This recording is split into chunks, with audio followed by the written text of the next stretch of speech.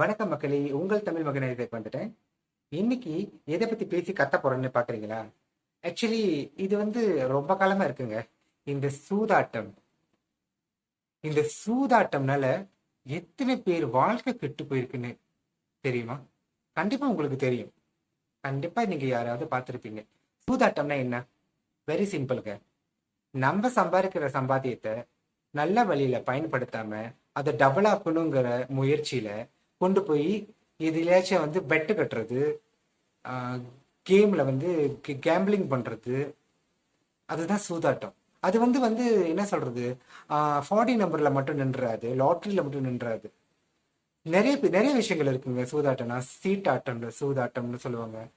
Casinos அப்படின்னு இருக்கு. நீங்க உங்களுடைய காசை வச்சு டபுள் ஆக்கலாம் அப்படின்னு சொல்லிட்டு, ட்ரிப்பிள் ஆக்கலாம் அப்படின்னு சொல்லிட்டு நிறைய பேர் இந்த சூதாட்டத்துல ஈடுபட்டிருக்காங்க. அதை நம்ம டெய்லி லைஃப்ல பார்த்துக்கிட்டு தான் இருக்கோம். நிறைய பேர் பண்ணிக்கிட்டு தான் இருக்காங்க. அதுல என்னவோ கோடியில ஒருத்தருக்கு அது பெரிய லக்கா ஆகி அவர் பெரிய லாட்ரி வின் பண்றவாரு அது நியூஸா வரும். ஆனா அந்த கோடி பேரு ஒருத்தர் தானே ஜெயிக்கிறாங்கன்னு வச்சுக்கோங்களேன். அப்போ பேலன்ஸ் காசு விரையம் தானே ஆகுது. பணம் போகுது தானே, கஷ்டப்பட்டு சம்பாரிச்ச பணம். உழைச்சி சம்பாதிக்கிறதே சேர்த்து வைக்க ரொம்ப கஷ்டமா இருக்கு. இதுல செலவை சமாளிக்கணும், அதை சமாளிக்கணும், இதை சமாளிக்கணும், கமிட்மெண்ட்ஸ் இருக்கு. இதுல சூதும் சேர்ந்துருச்சு. ஒரு டைம் ட்ரை பண்ணிட்டு ஒரே டைம்ல லக் அடிச்சா விட்டுருவீங்களா? ஐயோ, நம்ம ஃபர்ஸ்ட் டைம்லயே ஜெயிச்சிட்டோமே, அடுத்த வாட்டி ட்ரை பண்ணுவோம். அது ஹேபிட் ஆயிரும், நம்ம அடிக்டட் ஆயிரும். இப்போ சிகரெட் குடிக்கிறது, மதுபானம் அருந்துறது மட்டும் அடிக்ஷன் இல்லைங்க. போதைப் பொருள் எடுக்கிறது அடிக்ஷன் இல்லை. இந்த கேம்பிளிங், இந்த சூதாட்டமும் அடிக்ஷன் தான். யாருமே ட்ரை பண்ணிக்கிட்டே இருக்கணும்னு தான் தோணும் அவங்களுக்கு. இன்னைக்கு இல்லைன்னா நாளைக்கு, நாளைக்கு இல்லைன்னா நாளானிக்கு நம்மளுக்கு அதிர்ஷ்ட தேவதை கண்ணா திறக்க மாட்டாளா, ஊரையை பிச்சுட்டு வீட்டுல கொட்டாதா அப்படின்னு. ஆனா நீங்க யோசிச்சு பாருங்க. நீங்க ரொம்பலாம் போக வேண்டாம். இந்த ஒரு வருஷத்துல நீங்க எத்தனை தடவை இந்த சூதாடி இருக்கீங்க, எவ்வளவு அமௌண்ட் நீங்க சூதாடி இருக்கீங்கன்னு கணக்கு பண்ணுங்க. ஃபார் எக்ஸாம்பிள் ஒரு மந்த்லி ஒரு 100ன்னு வச்சுக்கோங்க சூதாடுறீங்க. இன் ரிட்டர்ன் வரவே இல்லை. அந்த 12 மாசத்துக்கு 1200 ஆயிடுச்சுல. அந்த 1200 நல்ல காரியத்துக்கு செலவு பண்ணாம, ஒரு சாப்பாட்டுக்கு செலவு பண்ணாம, துணிமணிக்கு செலவு பண்ணாம சூரியத்துல விட்டதுனால 1200 லாஸ்ங்க. Net loss.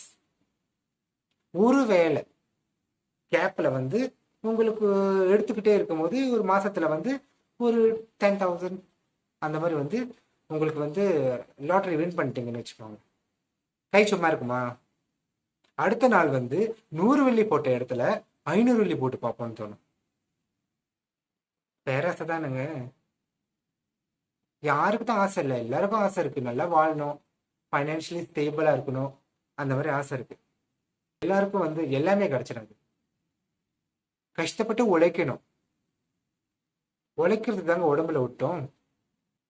இப்போ நீங்க பாத்தீங்கன்னா உழைக்கிறது சேர்த்து வைக்கிறதுக்கு அவ்வளவு கஷ்டமா இருக்கு. ஒரு ஆபத்து அவசரத்துக்கு நம்ம இன்னும் கடன் வாங்குற பழக்கம் தான் வச்சிருப்போம். நம்மளோட சேவிங்ஸ் எடுக்கிற மாதிரி, நம்மளுக்கு சேவிங்ஸ் இருந்தா தானே எடுக்கிறதுக்கு. அப்படிதான் காசு இருந்தா நம்ம போய் சூதாடிடுறோம். நம்ம இது சரியா தப்பாங்கிற பேசுறதுக்காக நம்ம இங்க வரல. நம்ம என்னைக்குமே எதையுமே ஜட்ஜ் பண்றதுக்கு இல்லை. ஆனா இது தேவையானதான் நான் கேட்பேன். எந்த அளவுக்கு தேவை? யாராச்சும் ஒரு நாள் என்கிட்ட எக்ஸ்பிளனேஷன் கொடுக்க முடியுமா? இந்த விஷயம் எந்த அளவுக்கு வாழ்க்கையில ரொம்ப முக்கியமான விஷயமா இருக்கு இந்த சூதாட்டம். நீங்க பாத்தீங்கன்னா, நான் அடிக்கடி எனக்கு மகாபாரதம் ரொம்ப பிடிக்கும். போர் எதுக்கு வந்துச்சு? தேவையில்லாம சூதாடுனாங்க. சொத்து பத்து பதவி பட்டம் எல்லாம் போச்சு. கடைசியில மனைவியை வச்சு சூதாடுனாங்க. அதுலயும் தோத்து போறாங்க. அப்புறம் குருஷேத்திர போர், பேரழிவு வந்துச்சு. நம்ம மகாபாரதம் பார்த்தது இல்லையா, இல்லை படிச்சதுதான் இல்லையா? பாக்குறோம், படிச்சிருக்கோம். இருந்தாலும் அந்த மனசுக்குள்ள ஒரு நெருடல்.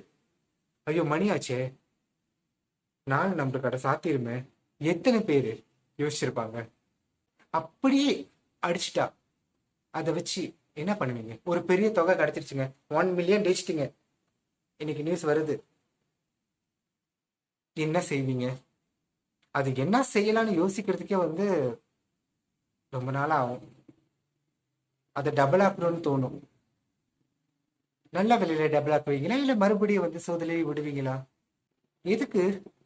கஷ்டப்பட்டு சம்பாதிக்கிறீங்க, நல்லா சாப்பிடணும், அத்தியாவசியமான தேவைகள் பொருட்கள் வீட்டில் வாங்கி போடணும், வீட்டில் உள்ளவங்க எல்லாரையும் நல்லபடி பார்த்துக்கணும். ஏன்னா வந்து நம்ம இந்த காலத்துல சொல்ல முடியாதுங்க, மருத்துவ செலவுக்கு வந்து அப்பப்போ வந்து வந்துட்டே தான் இருக்கு. நம்ம ஹெல்த்தியா இருக்குமான்னு பார்த்துக்கணும். உடம்பு சரியில்லைன்னா அதை சரி செய்யணும்.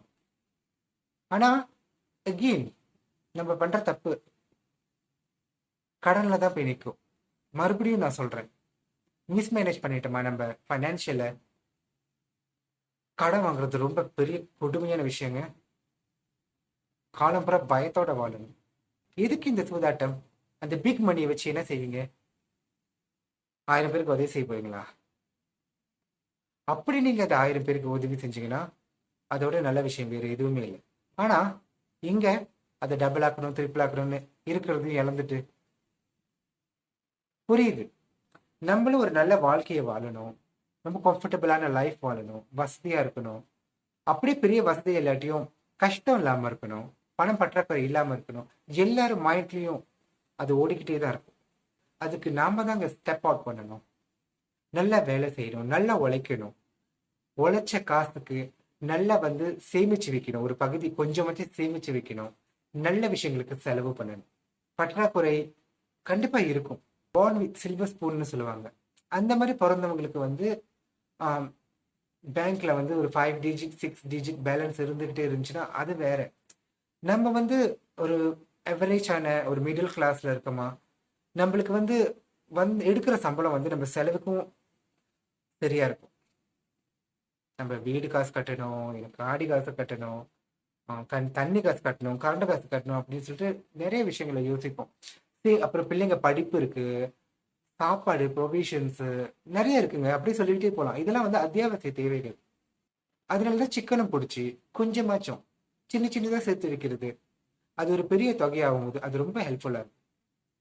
நம்ம என்ன பண்றோம்? தைரியமா வந்து 100 வெள்ளி 200 வெள்ளி 300 வெள்ளி பெட்டு கட்டுறோம், கேம்பிளிங் பண்றோம். அது நீங்க உழைச்ச காசுங்க. என்னைக்காச்சும் ஒரு நொடி யோசிச்சு பார்த்துருக்கீங்களா? நம்ம சாப்பாடை கூட மிச்சப்படுத்துவோம். எங்க எவ்வளவு விலை குறைவா கிடைக்குதோ, எந்த ஃபுட் டெலிவரியில ஃப்ரீ டெலிவரி கொடுக்குறாங்களோ அந்த மாதிரி தான் வாங்கி சாப்பிட்றோம். ஆனா இந்த கேம்பிளிங்னு வரும்போது, இந்த சூதாட்டம்னு வரும்போது மனசு அவ்வளவு தாராளமா வந்து செலவு பண்ணும். இந்த மாதிரி சுச்சுவேஷன் வந்து தெரியும், இது ஒரு அடிக்ஷன் நல்லா புரியுது. ஆனா இதுல இருந்து நீங்க வெளியே வரலாம். முதல்ல வந்து உங்க வீட்டுல உள்ளவங்க, அவங்க தான் உங்களுக்கு ஆதரவா இருக்கணும். உங்க மனசை அவங்களால மாத்த முடியும். அதுவும் முடியலையா, யூ கேன் கெட் கவுன்சிலிங்.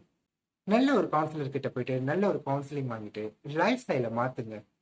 என்ன கேட்டீங்கன்னா கஷ்டம்தான், ஆனா ட்ரை பண்ணணும். ஒரே நாள்ல வந்து கோடீஸ்வரனா ஆக முடியாதுங்க. உழைச்சி உழைச்சி சேர்த்து வைக்கணும். நீங்க உட்காந்துக்கிட்டு எங்க அப்பா அம்மா சேர்த்து வச்சிருக்கலாமே, எங்க தாத்தா பாட்டி சேர்த்து வைக்கலையே, இப்படியே யோசிச்சுக்கிட்டு இருந்தா நீங்க உங்க பிள்ளைங்களுக்கு என்னத்தை சேர்த்து வச்சுட்டு போக போறீங்க? கடன் தான் மிஞ்சும். நல்லா யோசிச்சு பாருங்க. உங்களுக்கு ஹெல்ப் பண்றதுக்கு நிறைய பேர் இருப்பாங்க. இந்த அடிக்ஷன்ல இருந்து வெளியே வந்துடலாம். ரொம்ப கஷ்டம் இல்லை, கண்டிப்பா வெளியே வந்துடலாம். ஆனா உங்க கூட உள்ளவங்க உங்களை பத்திரமா பார்த்துக்கணும். உங்களுடைய ஃபைனான்ஷியலை சரியா மேனேஜ் பண்ணும். அவ்வளவுதாங்க. அடுத்து இன்னொரு டாபிக்ல சந்திக்கும் வரை நன்றி.